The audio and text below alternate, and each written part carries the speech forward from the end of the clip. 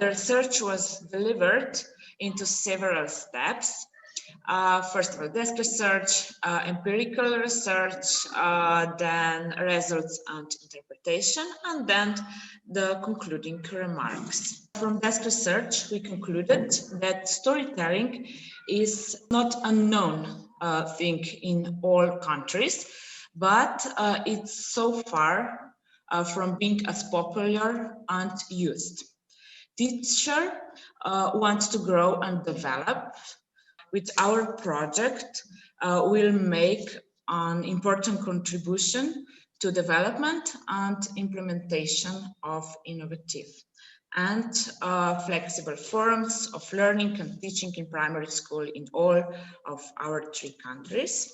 We wondered about the frequency of using stories in class, the main purposes of using, about benefits of storytelling, barriers, also about relationships, regarding the inclusion of storytelling in the teaching, about language, mathematics, social sciences, and all. Then types and forms of stories they used, the methods of storytelling, about where, how, and to what extent teachers see opportunities to effective implementation. Then about how teachers rate themselves in terms of their ability to use the storytelling. Then readiness, about the development, how teachers prefer to be educated, and willingness to participate in the pilot implementation of our product. The questionnaire for principals was similar, like for teachers. How the teachers, how headmaster deal with the storytelling, and are they eager to implement our project. From this research, we could see that there is a very nice area for work, for our work, but let's focus on details, and I'm now giving the floor to Magda to facilitate our discussion. We had 345 teachers and 32 headmasters from primary schools, quite evenly distributed among these 3 countries, Poland, Czech Republic, and Slovenia. So now let's together have a maybe deeper discussion about the results of the research. Is there anything that really surprised you or shocked you when you were listening to the results of the survey? Was there anything that you found, oh, I have not expected maybe this high result, or maybe this low, or this answer? So this is pretty general one.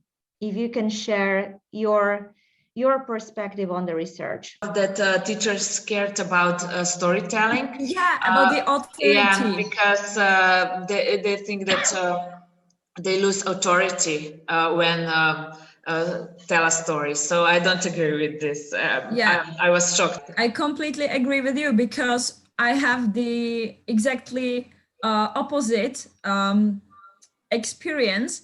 Because when I start telling something, they are attracted and they see me as somebody who is worth listening, even though it may be some joke or some unimportant thing.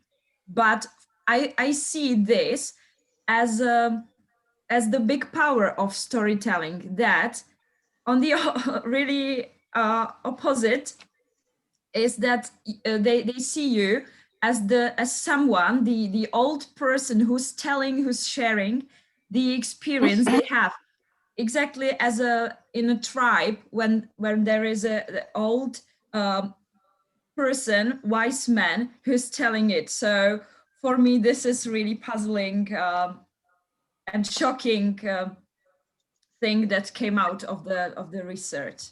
I also have such a remark that teachers do afraid that storytelling wouldn't be treated seriously by students.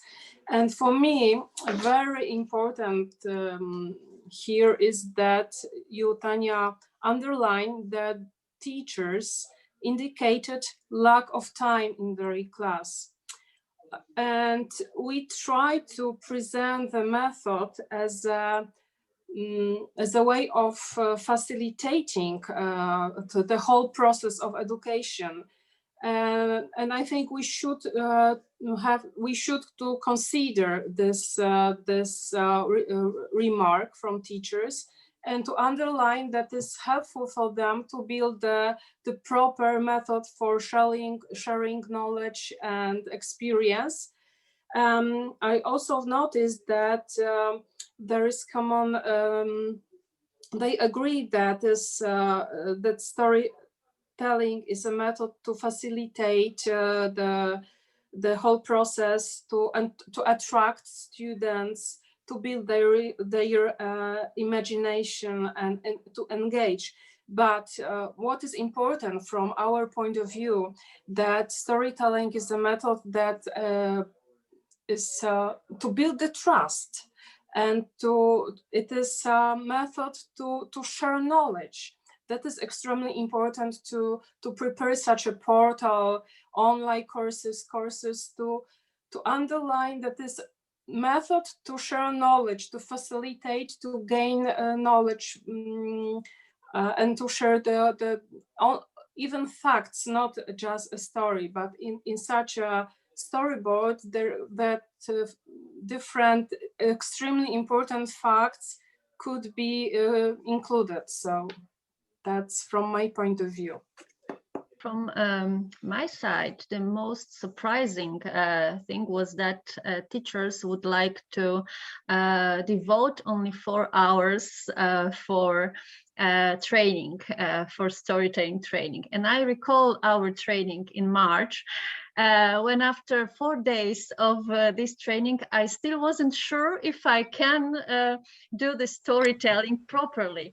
So that is very much surprising, but I can understand this approach, because the story seekers approach is not just talking to students the whole lesson, but it's about it's about communicating very shortly the knowledge through the story. So the deal is to learn how to build the short story, be authentic, be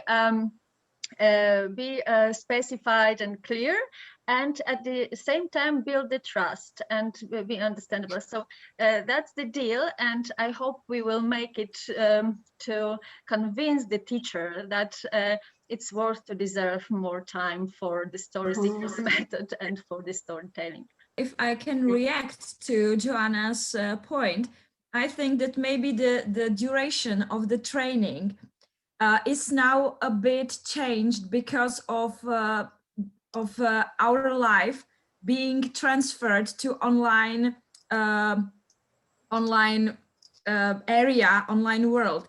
So I think we very quickly forgot how important is to be connected with the people personally. So maybe when it was in February, I think they made the survey. So they were deeply like chained into the process of online. And we know how difficult and demanding is to be on the 4-hour training online, even though we experience something else. But maybe this is why the numbers may be a bit changed from my point of view.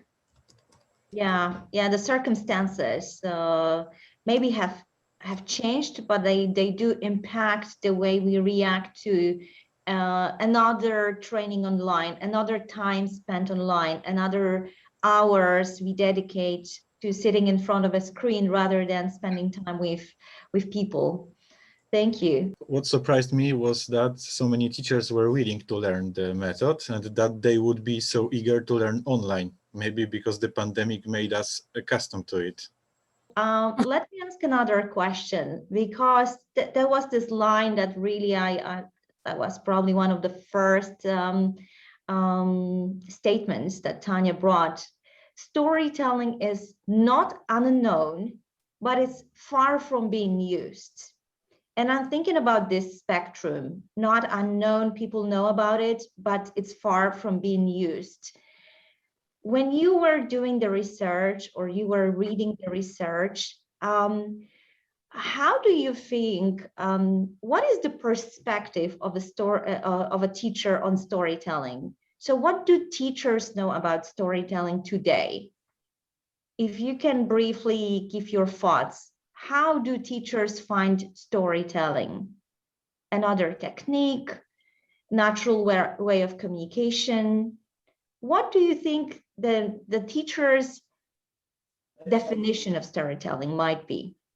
So I think storytelling is used as an introduction to lessons, because it can activate students' imagination, encourage linguistic creativity, and typically is used in such subjects as Polish language in Poland, foreign languages, history, geography, arts, and maybe less often in science, because it's not so easy to use for teachers in a scientific subjects. I liked, there was one remark in our surveys by teachers that using storytelling minimizes the risk of getting into a routine, that it creates another way of sharing the ideas and approaches. Because you know that sometimes when the teacher doesn't have much ideas, they keep using the books, the textbooks and the activity books.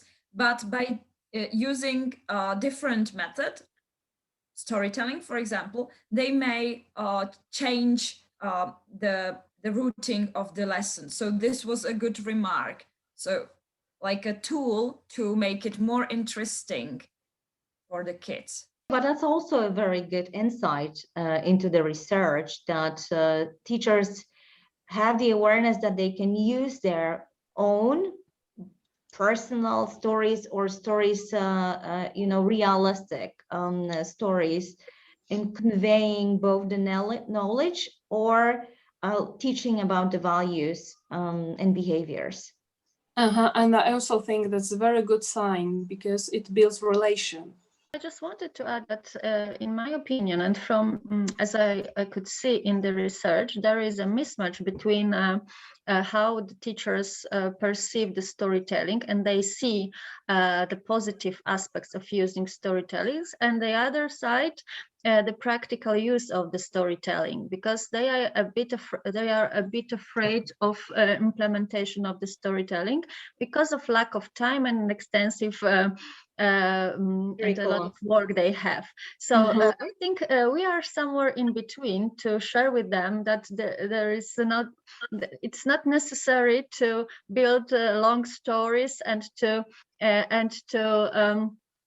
talk a lot, and it's not such a big deal when you know how to do it. So for me and for our project, I think it's a good observation that there in the middle there is our work to do, to match those two visions of the storytelling.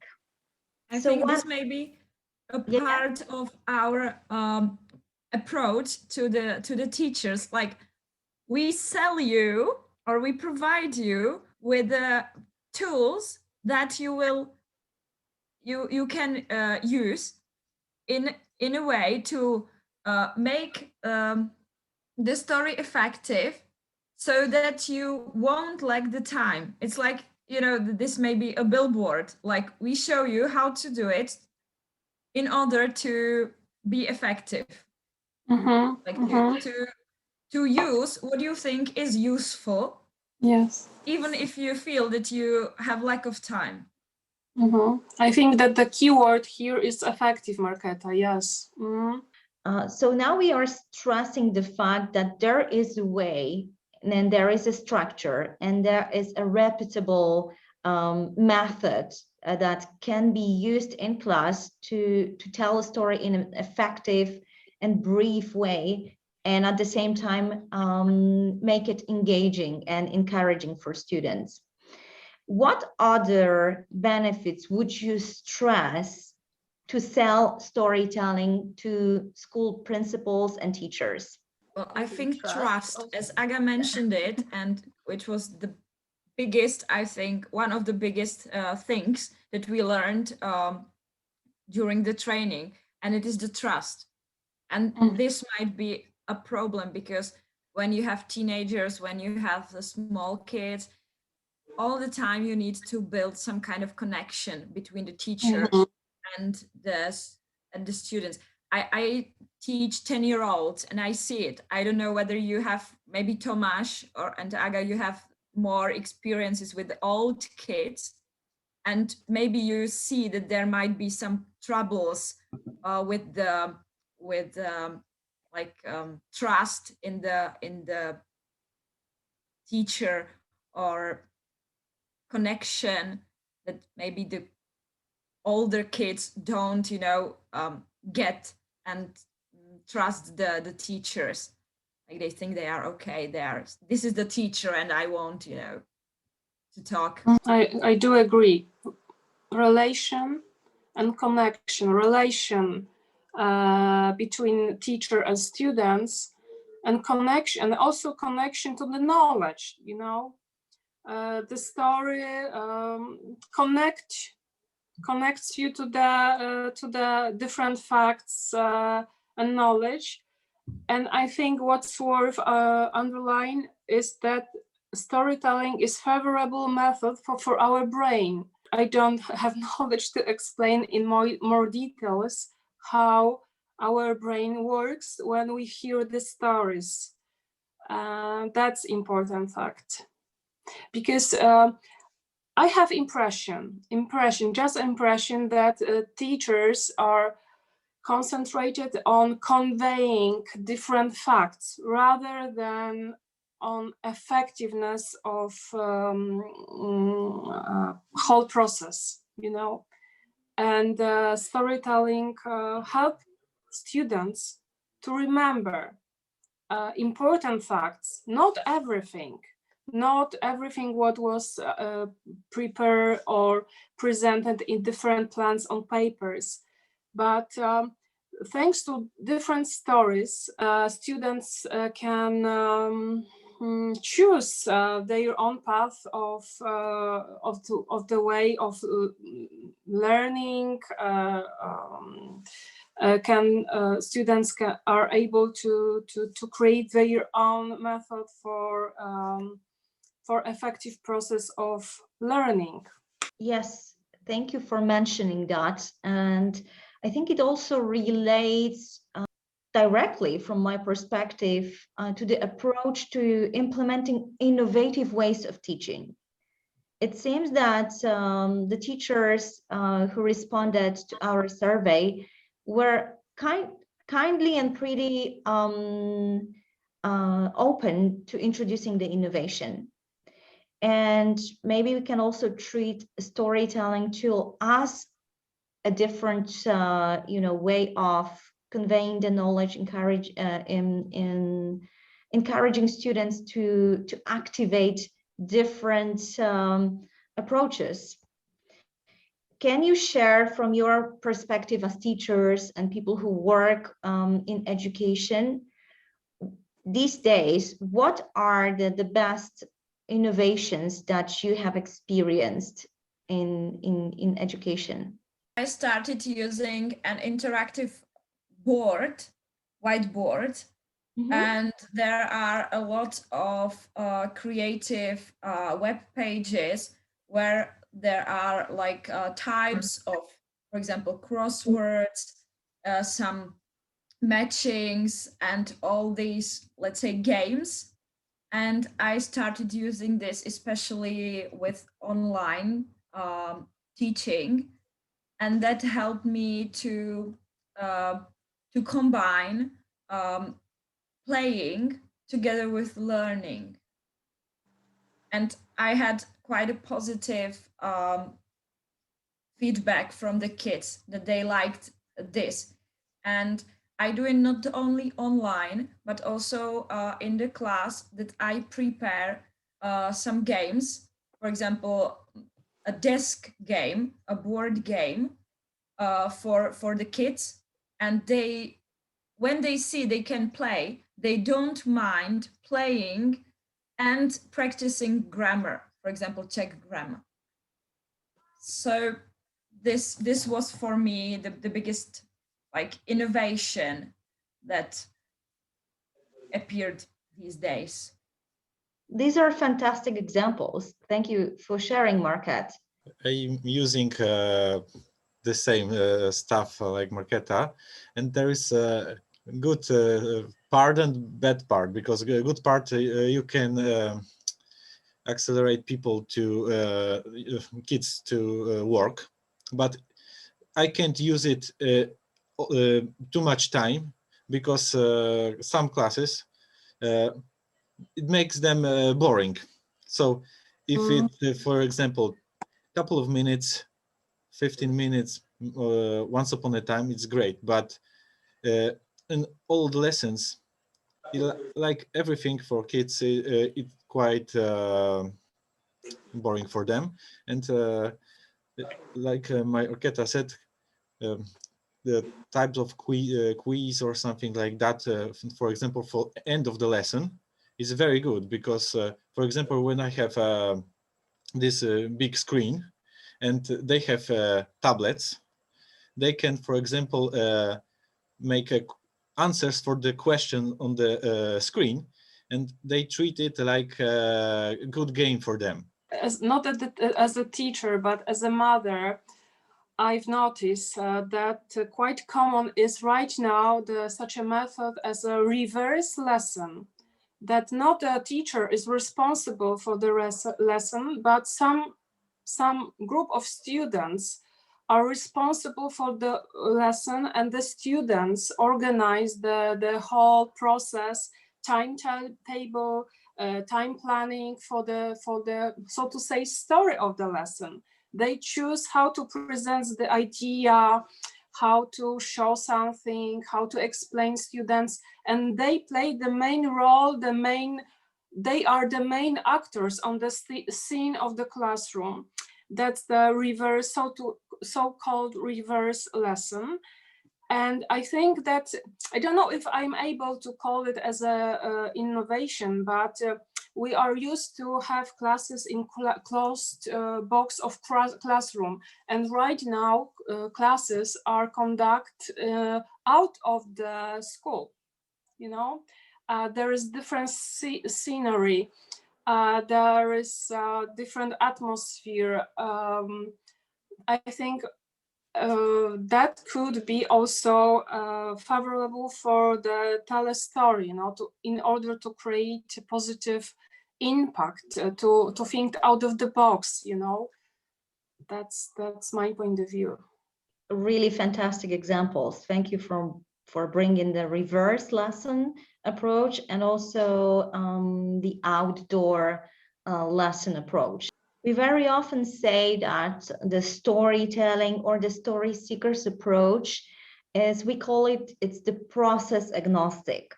So it doesn't actually relate to one certain way of conducting a process of learning, a process of teaching, but it can be applied and combined with very different tools. And it got me really thinking that we can use storytelling when we are doing whiteboarding, when we are preparing a game, when children plan a class for other children, they can create a story around it. That there are a lot of stories outdoor. So storytelling can be used in any of these situations, in any of these scenarios. It's very natural to match it in different setups. And I think that's also a benefit, and also one of the selling points, that you can apply it in other, you can combine it with ways that you're already practicing. If you're already practicing whiteboarding or games, you can add storytelling and make it even more attractive, and maybe somehow different to what you already did, so that children don't get so easily bored or distracted. It will make it more efficient. It's pretty impressive. I was reading the report, and I was reading some very specific answers, not just from our survey, but also specific answers by countries. And for example, there was an answer from Poland that the storytelling and method is helping in the emotional involvement of students, and also developing emotional intelligence. So it seems like there is an awareness of the strengths and benefits of storytelling, but it also seems that there is a gap between knowing and doing. And fill that gap. But I completely agree with you and all responders that is so important for students to develop their emotional intelligence. But on the other hand, can you imagine that teachers are responsible for sharing knowledge, facts? They are not responsible for building that emotional intelligence. That's not, so to say, formal aim of education. We as a society, as a parents, as aware people, we know that it's so important and crucial for social development, but it's not the point of the common education. That's I think that's why there is a gap that Joanna mentioned. So that's what I think right now about it. Yeah. That's a great point, and that's a big point. As you mentioned, it's not a part of the formal curriculum. However, especially the pandemic period showcased or even accelerated the isolation and the lack of social relations between students and teachers. So from your perspective,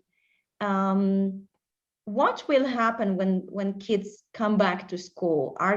What are the ways of, you as teachers somehow tackling that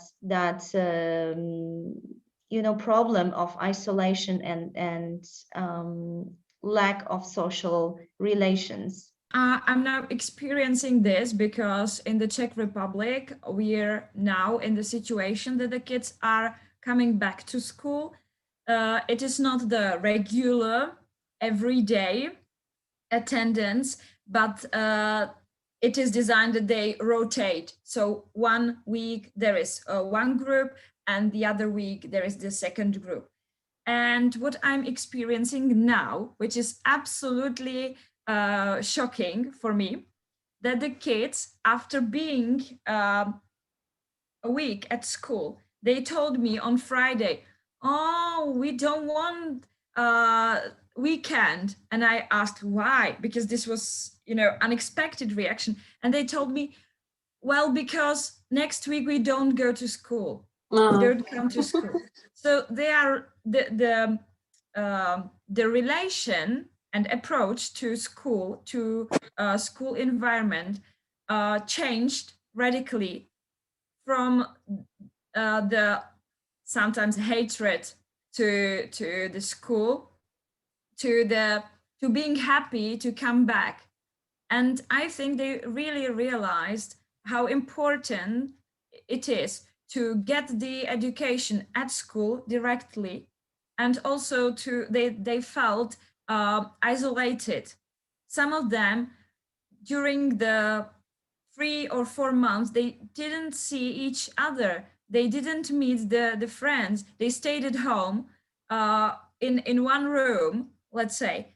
And I think that now the bigger kids appreciate being together, and I feel that they spend more time talking, and they enjoy being with me and being taught by the person personally. So this encouraged them to share, and they aren't afraid sharing their emotions. Because there was one activity I started with when they came to school. So the first day, the first lesson, we made a circle. I wrote some cards like, what did you miss at home? Were there any advantages of home education? How do you perceive your body? Did anything change? Have you taken some kilos, or have you lost weight? Have you changed the way your clothing? And I was surprised how open they were and with the feelings they shared, because then they had only parents, and the kids don't want to share so intimate information with the parents, but they weren't afraid sharing with me and with their mates. So maybe this isolation, opened the doors to be more open. Thank you for sharing that. It for me, I just realized that the teacher or the back to school situation can be a way to channel or vent the emotions that were somehow squeezed, or I don't want to say oppressed, but maybe somehow hidden in a home environment, and they want to have a place where they can share. So really great experience. Thank you. And my expectation is that all teachers would be as empathic as Marketa. That is so important at the moment. And when I listen to your stories, I think that the project is an answer and the cure for our times, and it would be helpful for students and teachers, and it would be a real method for helping to be happy again in school. Yeah, Aga, thank you. I agree completely, because they need to be helped. There are, as you said, Magda, I think the isolation made a big change in the personalities of the kids, especially the small and also the teenagers.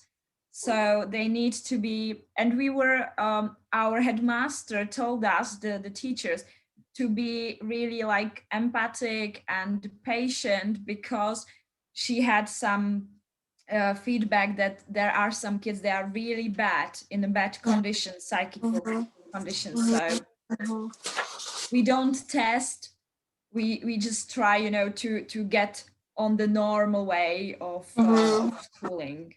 That's true. Yeah, you emphasize a lot the care for the children, but it also seems that we need to be more empathic for ourselves as teachers and educators, because there's also a lot of burden and a lot of pressure on our shoulders. And it's not just difficult for kids, but I do believe that it's also very difficult time for teachers. And maybe there is not enough discussion around the psychological care for teachers, or even self-care for teachers. And I also want to say that probably maybe the process of embracing your own stories, also the failure stories or setback stories or turning points, and being more empathic, it can also help teachers in building their resilience in these difficult times. The Tell a Story project can be an answer to a more comprehensive way of introducing storytelling as a way of teaching, but it's also as a way of developing yourself and kids.